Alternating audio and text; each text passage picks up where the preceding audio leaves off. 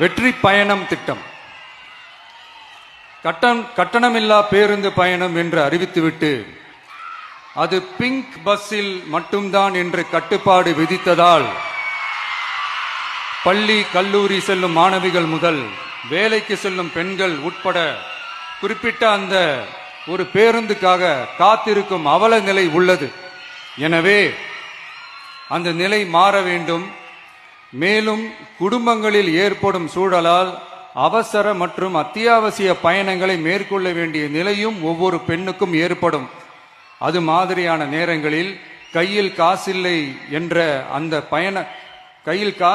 என்றால் அந்த பயணத்தை கவலையுடன் தவிர்க்க வேண்டிய நிலையும் ஏற்படும்.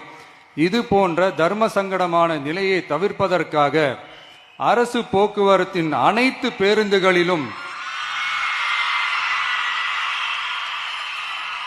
பெண்கள் பயணிக்கும் வகையில் உத்தரவிடப்படும்.